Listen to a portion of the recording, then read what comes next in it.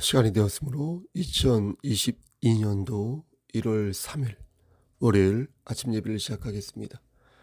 다 같이 사도신경으로 우리의 신앙을 고백하겠습니다. 전능하사 천지를 만드신 하나님 아버지를 내가 믿사오며 그 외아들 우리 주 예수 그리스도를 믿사오니 이는 성령으로 잉태하사 동정녀 마리아에게 나시고 본디오 빌라도에게 고난을 받으사 십자가에 못 박혀 죽으시고 장사한 지 사흘 만에 죽은 자 가운데서 다시 살아나시며 하늘에 오르사 전능하신 하나님 우편에 앉아 계시다가 저리로서 산 자와 죽은 자를 심판하러 오시니이다.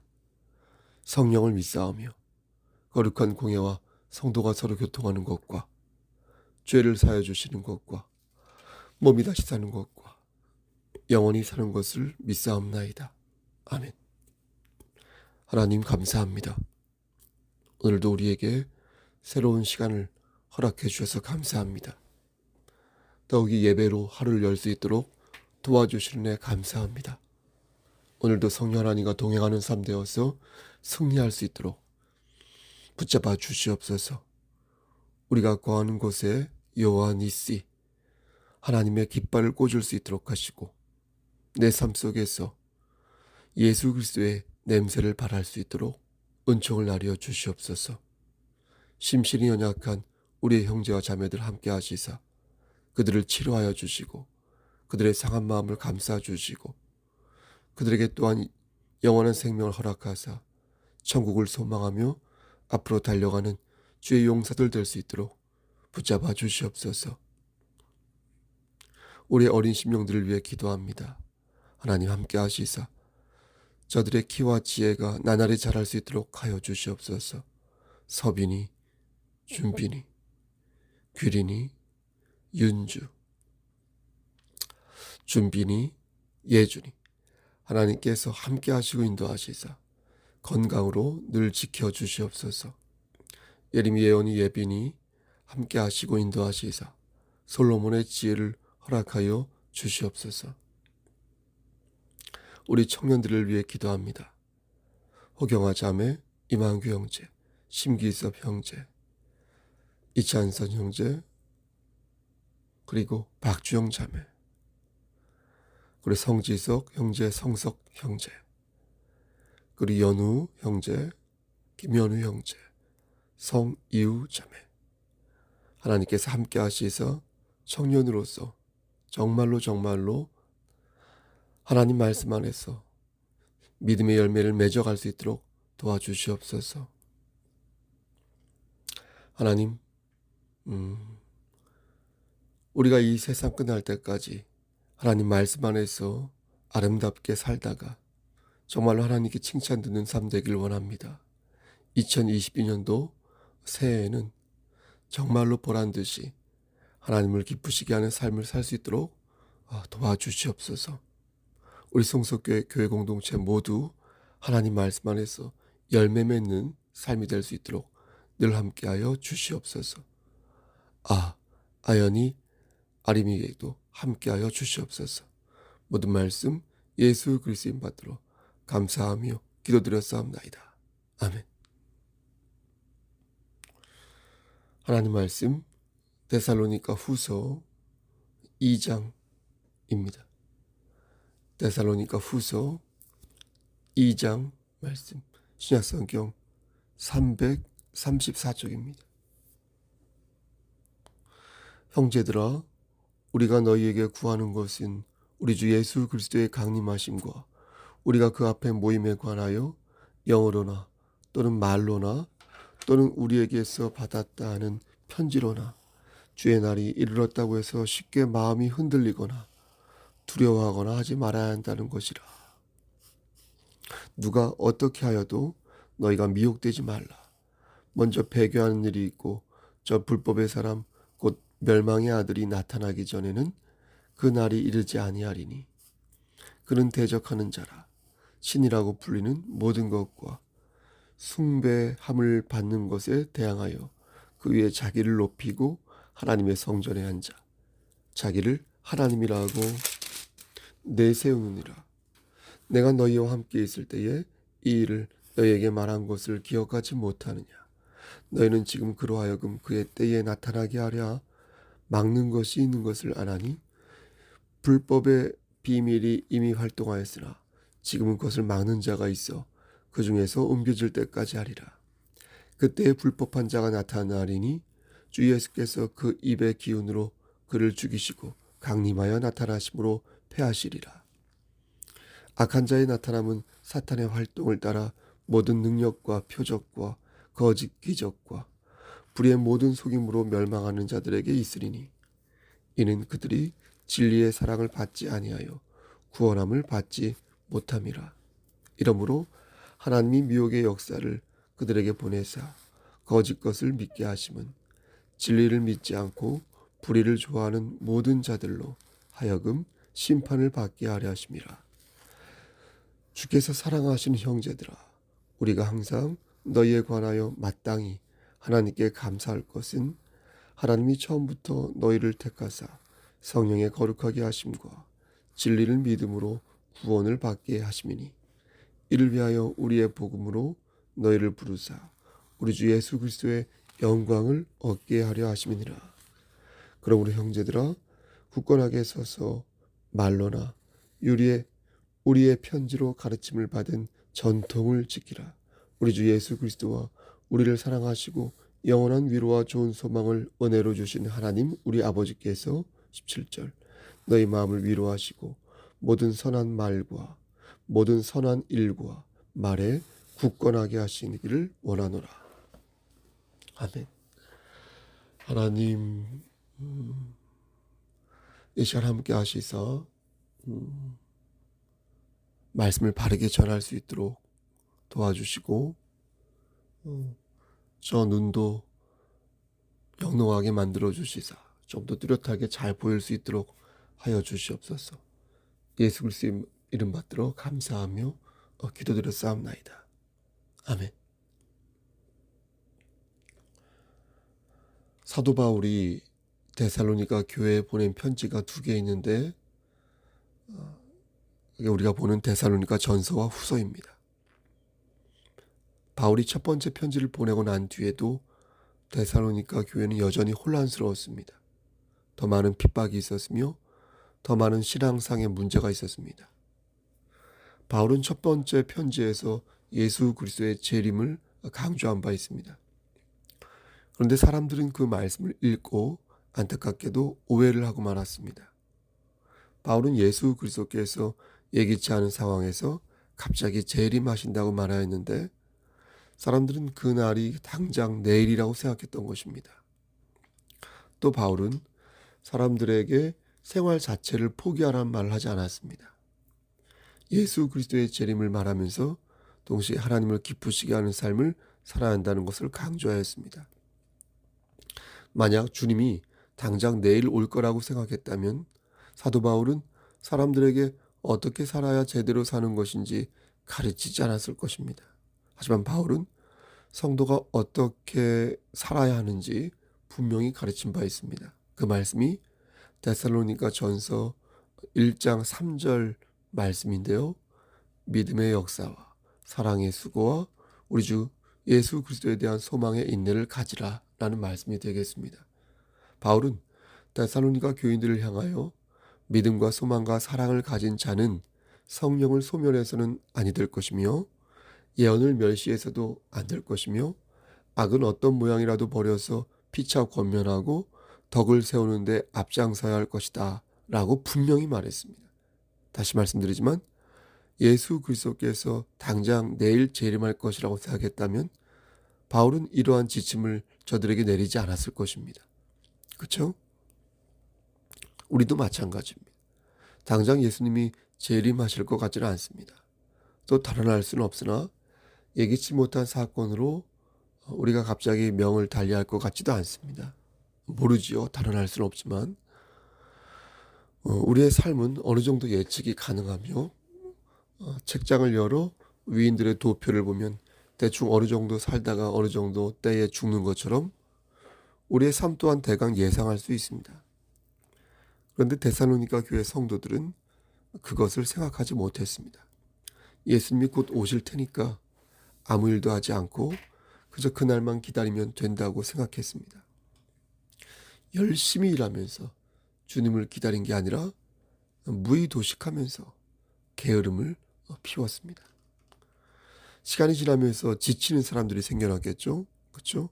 그리고 불평과 불만을 쏟아내는 사람들이 많아지기 시작했습니다. 결국 데살로니가 교회는 혼란에 다시 빠지게 되었고 하나님의 말씀에 불순종하는 사람들이 벌떼처럼 일기 시작했습니다. 교회는 이들을 어떻게 처리해야 할지 고민하게 되었고 처음에는 안 그랬는데 자꾸만 쭉정이가 나오니까 이들을 어떻게 가르치고 선도해야 할지 고심하게 되었습니다. 사람을 다루는 방법에는 강제와 유인과 매력이 있다 하겠습니다. 강제는 원칙을 가지고 강력하게 린치를 가하는 것입니다. 어느 한쪽이 일방적으로 힘이 세면 보통 취하는 방식입니다. 미국이 약소국을 대할 때 깡패처럼 보통 이 방식을 취합니다. 두 번째는 유인입니다. 유인은 상대의 비위를 이렇게 맞춰가며 살살 달래는 방식입니다. 강제가 채찍이라면 유인은 당근입니다. 뭘 주어가면서 살살 그를 내 편으로 이끄는 경우도 있습니다. 마지막으로 매력은 상대가 자발적으로 잘할 수 있도록 그가 먼저 모범을 보이는 것입니다. 청소를 시키는 자가 먼저 청소하고 운동장을 돌라고 말하는 자가 먼저 운동장을 도는 것입니다. 그렇게 하면 상대가 감동하여 회심하거나 정상 궤도에 다시 오르게 되는데 이게 바로 매력적인 방법이라 하겠습니다. 바울은 데살로니가 교회의 본을 보이기 위해 각고의 노력을 다했습니다.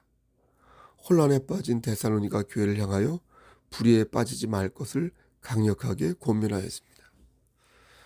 데살로니가 전서가 자상한 마음으로 유인의 편지를 썼다면 데살로니가 후서는 엄격하게 그들을 꾸짖으며 마치 강제를 하듯 하나님의 말씀을 붙잡을 것을 촉구하였습니다. 여기서 중요한 것은 바울이 성경적인 입장을 취했다는 것입니다. 이것은 매우 모범적인 모습이라 할 수 있는데요. 우리는 이 점에 주목할 필요가 있겠습니다. 그리스도인이 취해야 할 입장은 성경적인 입장으로서 이것은 모든 행위의 근거가 되며 바탕이 됩니다. 아멘. 이것은 어정쩡한 입장이 아닙니다. 또 이중적인 입장이나 중립적인 입장도 아닙니다. 그리스도인이 따르는 성경적인 입장은 객관적이며 단호합니다. 그래서 그리스도인이 바라보는 공정성과 상식은 인문학이나 자연과학에 기초하는 것이 아니라 하나님의 말씀에 기초하기에 그 어떤 것보다도 분명한 입장을 갖습니다. 교회에 하나님의 말씀이 없는데 사랑과 자비가 있다? 이것은 애당초 교회로서 성립할 수 없는 정체성인 것입니다. 하나님의 말씀 위에서 공정과 상식을 생각하지 않고 자꾸만 교회가 세상에서 말하는 자본의 논리와 권력과 정치적 논리를 차용하려고 한다면 그것은 교회 스스로 정체성을 버리고 헤매는 어리석은 모습이 되는 것입니다. 하나님의 말씀 위에서 자비와 용서를 생각하고 하나님의 말씀 위에서 상식과 양심을 생각해야 그게 진짜 교회인 것이지 주객이 전도되거나 안고 없는 찐빵처럼 굴면 아니 되는 것입니다. 교회는 공의와 훈육으로서 성도의 잘못을 지적해야 합니다. 정의롭지 못한 사회를 향해서도 쓴소리를 낼 줄 알아야 하고 하나님의 말씀에 의거하여 사회적인 정의를 실천해야 합니다. 무언가가 잘못되었을 때 비겁하게 숨거나 간을 보거나 여기 붙었다가 저기 붙었다, 간에 붙었다, 쓸개 붙었다 이런 비루한 모습을 보여서는 아니 되는 것입니다. 이런 비루한 모습을 보이지 않기 위해서 교회는 그만한 양식을 갖추어야 되는 것입니다. 우리 교회 주보 있지 않습니까? 제가 여러 번 말씀드리는데 그 전면을 보면 뭐라고 적혀 있습니까? 그리스도의 마음을 품으면 아름다운 사람이 될 수 있습니다. 우리 교회는 진리 안에서 아름다운 교회와 정의로운 사회를 지향합니다. 저 목회를 처음 시작할 때 만든 캐치플레이입니다. 진리 안에서 아름다운 교회, 정의로운 사회를 지향한다. 이게 바로 교회가 가져야 할 사회적 정의인 것입니다. 교회가 역사적으로나 사회적으로 귀감이 되고 빛과 소금의 역할을 제대로 감당하여서 긍정적인 에너지를, 선한 에너지를 사람들에게 심어주어야 하는데 자꾸만 안 좋은 일로 회자가 되니까 이 또한 교회 스스로 하나님의 영광을 가리는 잘못을 범하는 것이라 하겠습니다. 따라서 교회는 어떻게 해야 되겠습니까? 건강한 신앙의 논리를 가지고 있어야 합니다. 예수 그리스도의 재림을 기다리면서 동시에 이 땅에 예수의 향기를 남기기 위해 애써야 합니다. 갈라디아서 6장 1절부터 10절까지의 말씀이 이에 대한 대표적인 말씀이라 하겠습니다. 이것을 찾아서 읽어보면 우리가 어떻게 살아야 하는지 분명하게 기록되어 있습니다. 요약해서 말씀드리면 첫째, 여러분 보세요. 듣고 계신 거죠? 시험을 받을까 두려워하라. 시험을 받을까 두려워하라. 둘째, 서로의 짐을 함께 져라. 셋째, 심는 대로 거둘 것이니 열심히 심어라. 예? 넷째, 육체를 위해 심기보다 성령을 위해 심어라. 다섯째, 힘들겠지만 착하게 살고 이왕이면 믿음의 가정들에게 좀 더 신경을 써라. 이게 갈라디아서 6장 1절에서 10절까지의 말씀의 요지입니다. 여러분, 교회는 아무런 도움도 받지 못한 채 외로이 서 있는 혈혈단신이 아니라는 거예요. 교회는 아무도 신경 쓰지 않는 고립무원의 존재가 아니라는 거예요. 일주일에 한 번 사용하는 그런 어떤 먼지 쌓인 자판기가 아니에요. 1년에 한두 번 방문하는 고아원이나 요양원이 아닙니다. 교회 공동체는 또 교회는 여러분의 삶이요 생활의 거주지입니다. 여러분의 기도 제목 중에서 중심에 있어야 할 가치입니다. 교회가 바로 서야 여러분의 삶도 바로 설 수 있습니다. 바로 세울 수 있습니다. 그리고 여러분이 바로 서야 교회의 정기도 바로 세울 수 있습니다. 살다 보면 죄를 짓게 됩니다. 넘어질 수도 있습니다. 자빠졌던 데에서 또 자빠질 수 있습니다. 하지만 우리는 다시 일어서야 합니다. 계속 주저앉아 있다가는 마귀의 도구가 될 수 있습니다. 우리는 그러므로 하나님의 말씀을 붙잡고 다시 일어서서 우리 주 예수 그리스도에 대한 소망의 인내를 가져야 합니다. 오늘 말씀을 한마디로 정리하면 믿음을 지켜라. 믿음을 지켜라. 마귀가 우리를 유혹할 때 넘어지지 말고 아주 넘어가지 말고 다시 일어서서 하나님의 말씀을 붙잡으라. 주의 날이 이르기 전에 먼저 일어나는 일들이 있는데 첫째, 배도하는 일이 생길 것이고 둘째, 멸망의 아들이 나타날 것이다 말씀합니다. 배도한다는 것은 하나님과 맞서 싸운다는 것입니다. 여호와 하나님을 대항하는 무리가 곳곳에서 출현할 것인데 그들은 입에 담지 못할 욕을 하면서 여호와 하나님과 교회를 망령되게 할 거라는 것입니다. 이게 바로 주님이 재림하시기 전에 일어나는 일들이다라는 것입니다. 하지만 이 멸망의 아들이 나오기 전까지는 예수님은 재림하시지 않습니다. 지금 그런 상황인 거예요. 그럼 멸망의 아들이 누구입니까? 주목할 것은 그게 한두 명이 아니라는 것입니다. 그동안 정말로 많은 사람이 있었고 또 지금도 정말로 멸망의 악한 사람들이 많이 있습니다. 한두 명이 아닙니다. 3절 말씀을 보면 이들이 다 나올 때까지는 예수님이 재림하시지 않는다라고 말씀합니다.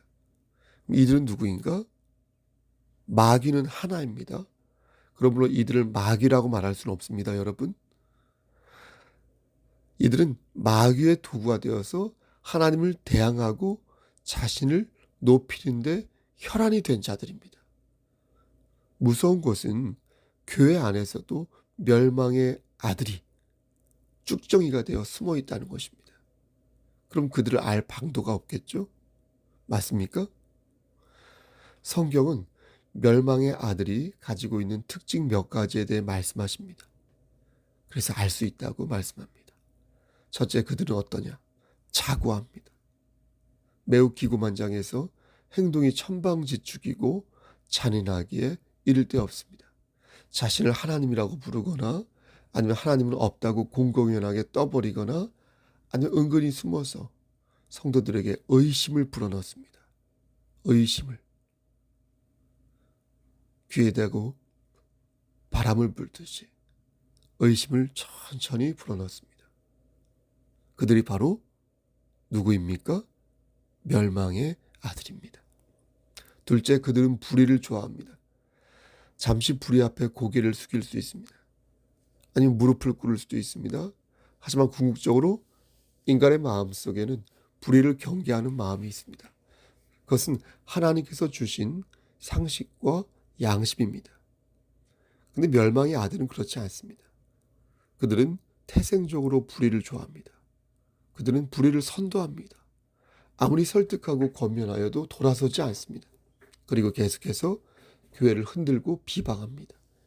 그게 바로 멸망의 아들이 보여주는 특징입니다. 우린 진리를 믿어야 합니다. 진리를 믿는다는 것은 하나님 앞에서 우리의 신앙을 고백하는 것입니다. 우리가 입술로 주를 고백하고 마음으로 주를 믿는다고 하지만 사실은 그 전에 성령님께서 먼저 내 안에 들어오는 것입니다. 내가 입술로 주를 고백할 때 그렇게 하도록 도우시는 분이 누구입니까? 성령님이라는 것입니다. 내가 마음으로 이제 다시 정신 차리고 하나님 말씀에 순종해야겠다라고 생각할 때에도 그건 내가 생각한 게 아니라 성령님께서 내 마음에 들어오셔서 그렇게 하신 것입니다. 다만 나는 그것에 반응하여 표현하는 것입니다. 그게 바로 진리를 믿는 것입니다. 그런데 멸망의 아들은 그러한 반응을 하지 않는다는 것입니다. 끝까지 마음의 문을 열지 않고 도끼를 품다가 결국 멸망의 길로 접어들게 된다는 것입니다. 여러분, 데살로니가 교회는 멸망의 아들과 진리의 아들이 공존하고 있었습니다. 같이 있었어요. 사도 바울은 그들에게 수차례 하나님의 말씀을 들어 권면하였지만 멸망의 아들들은 끝끝내 그 말씀을 붙잡지 않았습니다. 어쩌라고요? 여러분, 마음을 열어 하나님의 말씀을 우리는 붙잡아야겠습니다. 마음이 열려야 주님의 은혜를 받을 수 있습니다. 마음의 문은 여러분이 여는 것이지 다른 사람이 열어 제끼는 것이 아닙니다. 하나님께서 여러분의 마음을 여실 수도 있겠지만 강제로 여실 수 있겠지만 하나님께서는 여러분 스스로 마음을 여시기를 원하십니다. 문 밖에서 두드리고 또 두드리시다가 문을 부수어 우리의 손을 잡으실 수도 있지만 우리 스스로 자원하여 당신님을 섬기기를 원하십니다. 우리 교회는 하나님께 속한 교회 공동체로서 영원한 소망과 은혜를 받은 자들이 모인 곳이라고 저는 믿습니다. 마귀는 호시탐탐 저와 여러분들을 노릴 것이며 우리가 멸망의 아들들이 되기를 원할 것입니다. 그러므로 여러분, 오늘도 성령 하나님과 멀어지지 마시고 복음과 멀어지지 마시고 우리 주 예수 그리스도의 은혜를 꽉 붙잡는 하루가 되시기를 소원합니다. 그리하여서 하나님을 기쁘시게 하는 삶을 살아서 하나님께서 예비하신 그 복들을 다 받아 누리는 여러분 되시기를 우리를 죄에서 구속하여 주신 예수 그리스도인 받들어 간절히 축원합니다. 아멘.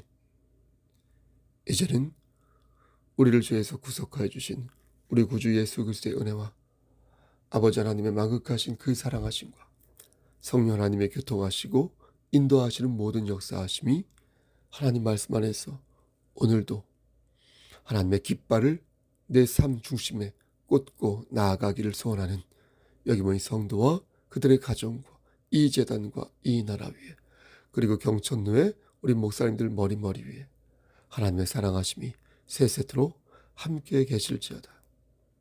아멘. 예배를 마쳤습니다. 1월 첫째 주 첫 번 월요일 아침 예배를 시작하였는데요. 이렇게 올해 2022년도도 정주할 것입니다. 주께서 함께하사 영육의 강건함을 허락하여 주시기를 소원할 뿐입니다. 여러분, 오늘 하루도 건강 유의하시고요, 말씀 안에서 승리하시길 바랍니다. 무슨 궁금한 점이 있거나 건의하실 것이 있으면 언제든 개의치 마시고 저에게 연락 주시길 바랍니다. 전화 통화가 거시기하면 문자나 카톡으로 보내셔도 괜찮습니다. 저는 여러분들을 주님 안에서 사랑합니다. 그리스도의 평강이 여러분들에게 함께 하시길 소원합니다. 샬롬.